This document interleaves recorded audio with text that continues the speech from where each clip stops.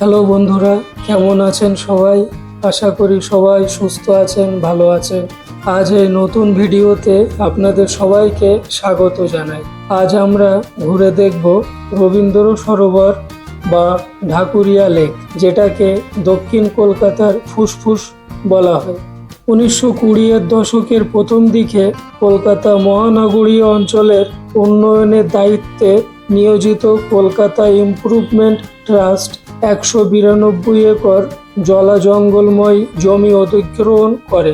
তাদের উদ্দেশ্য ছিল এই অঞ্চলটি বসতিযোগ্য করে তোলা, রাস্তাঘাটের উন্নয়ন, আশপাশের জমিকে সমতল করা এবং হ্রদ ও উদ্যান গড়ে তোলা। এই সময়ই একটি বৃহদাকার হ্রদ খনন করা হয় এখানে।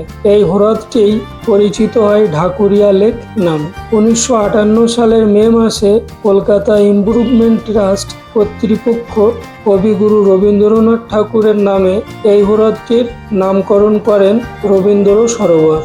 এখন এটি রবীন্দ্র সরোবর লেক ও ঢাকুরিয়া লেক দুটো নামেই পরিচিত। এই সরোবরকে অনেকে এখন শুধুমাত্র কাপলস পার্ক মনে করেন। সত্যিই কি তাই?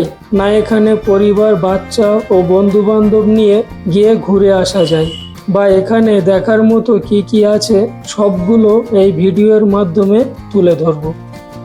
চলুন তাহলে প্রথমে জেনে নেওয়া যাক এখানে কিভাবে আসা যায়। এর নিকটবর্তী রেল স্টেশন হলো ঢাকুরিয়া স্টেশন, আর মেট্রো স্টেশন হলো রবীন্দ্র সরোবর মেট্রো স্টেশন। শিয়ালদহ দক্ষিণ শাখা থেকে ট্রেন ধরে ঢাকুরিয়া স্টেশনে নেমে পায়ে হেঁটেই পৌঁছে যেতে পারেন এই রবীন্দ্র সরোবর। রবীন্দ্র সরোবর মেট্রো স্টেশন থেকে পায়ে হেঁটেই 2 থেকে 3 মিনিটেই পৌঁছে যাওয়া যায় এখানে। আমি মেট্রো করেই এসেছি। রবীন্দ্র সরোবর মেট্রো স্টেশন থেকে বেরিয়ে এই পথে আগিয়ে ওভারব্রিজের নিচ দিয়ে গিয়ে এই ডান দিকের রাস্তায় সোজা এগিয়ে গেলে রবীন্দ্র সরোবরের 5 নম্বর গেট পেয়ে যাবেন।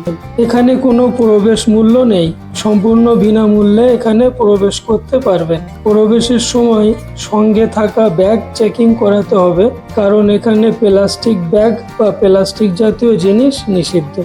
5 নম্বর গেট দিয়ে প্রবেশ করলে প্রথমে এই হ্রদটি চোখে পড়বে।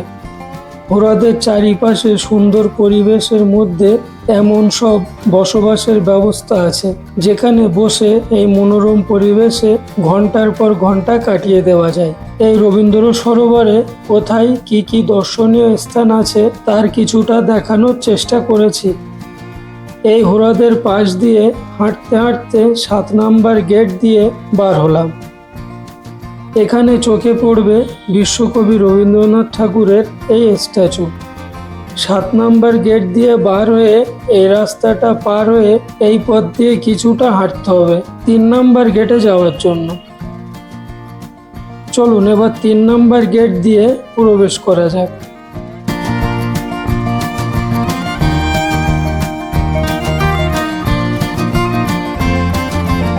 কিছু দূর এগিয়ে যেতে চোখে পড়বে এই লিলিপুল জায়গাটা।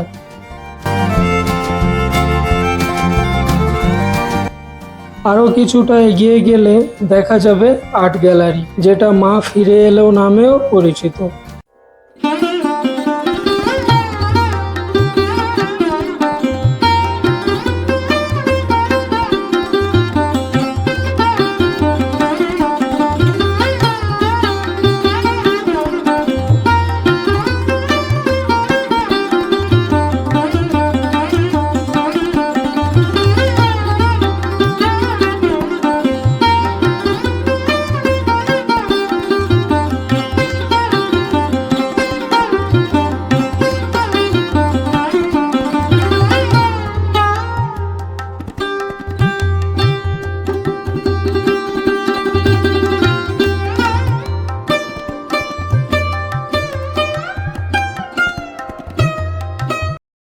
এখানকার কারুকার্য ও দেওয়ালের টেরাকোটার কাজ আপনাকে মুগ্ধ করবে।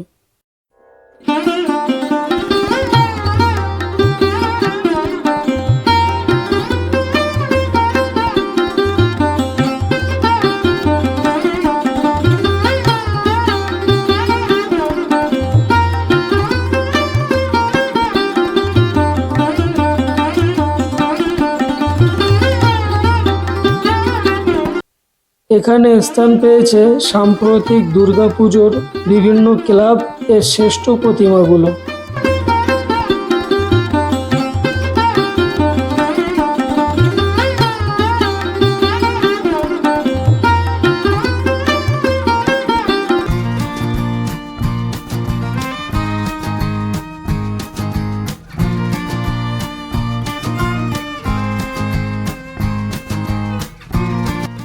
এখান থেকে কিছুটা সামনে এগিয়ে গেলে দেখতে পাবেন এই ঝুলন্ত সেতু। ওই ঝুলন্ত সেতুতে কোন রাস্তা দিয়ে যাওয়া যায় সেটাও আপনাদের পরে দেখিয়ে দেব।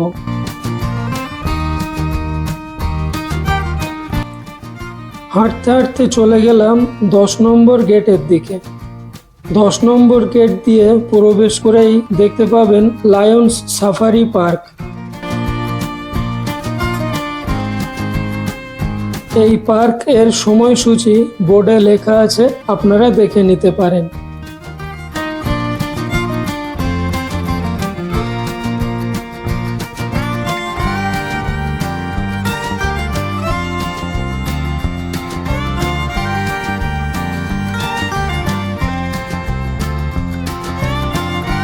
এখানে বাচ্চা আর লেডিসদের জন্য আলাদা করে বিভিন্ন অ্যাক্টিভিটি রাখা আছে।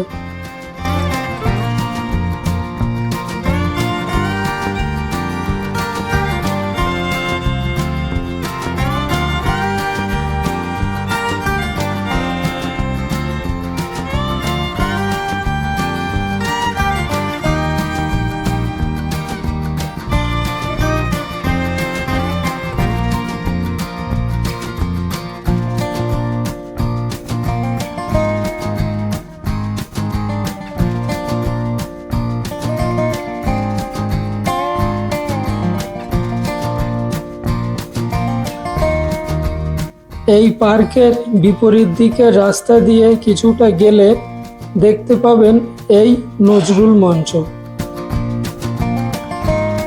এখানে বেশিরভাগ গাছে দেখবেন এই রকম বোর্ড লাগানো, যেখানে ওই গাছের নাম সহ কিউআর কোড আছে। কিউআর কোড স্ক্যান করলে এই গাছ সম্পর্কে পূর্ণ তথ্য পেয়ে যাবেন। চলুন এবার বাইরে বেরিয়ে গিয়ে ঝুলন্ত সেতুটার দিকে যাওয়া যাক। এই যে দ্য লেক ক্লাব লিমিটেড বিল্ডিংটা আছে, এর বাঁ পাশ দিয়ে হেঁটে গেলে দেখতে পাবেন এই ঝুলন্ত সেতুতে ওঠার রাস্তা।